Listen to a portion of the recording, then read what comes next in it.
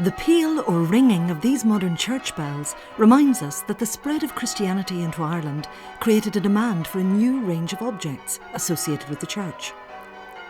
One key object was the handbell, which along with religious books and the staff or crozier became potent symbols of the Christian faith.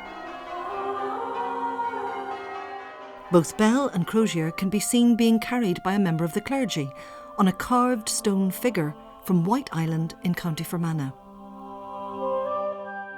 The Ballyclog Bell dates to the 9th or 10th century.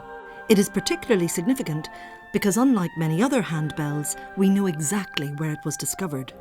The bell was found near Stewartsown in County Tyrone, in the parish of Ballyclog, which translates from the Irish as the townland or district of the bell.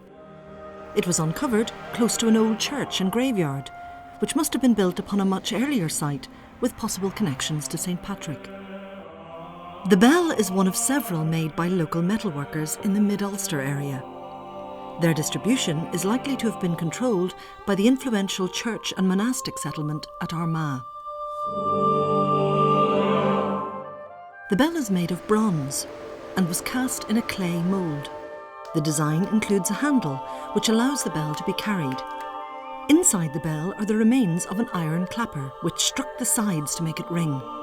This has corroded, so unfortunately the bell is silent. We can get some idea of what the bell looked like from this modern reproduction.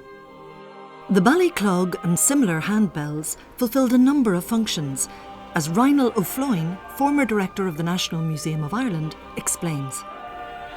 Bells were rung from church sites at certain times of the day to remind people that it was time for worship. They also played a role in monastic life, while a monk's daily routine revolved around prayer and devotion. These set times were indicated by the ringing of a bell.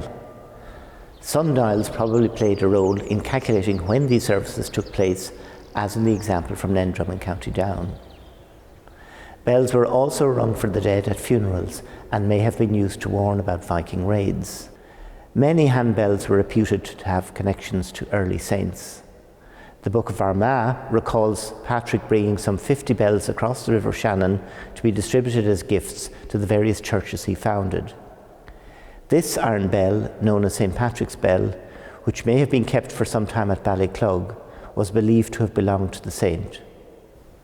While the Ballyclog bronze bell is plain and lacks decoration, others bear inscriptions, and some bells may have been encased in special covers known as bell shrines.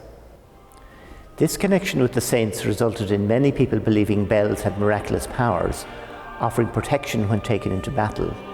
They could ward off evil, cure the sick, were used to conclude treaties and for oath swearing.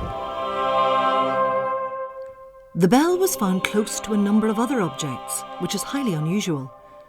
Although most of these survive only as fragments, several would have been part of impressive items of metalwork. Together, they point to the existence of an early church site possessing high-quality objects, in keeping with its important status and role in this area of County Tyrone. The ringing of the Ballyclog bell may once have been a familiar sound to the local population.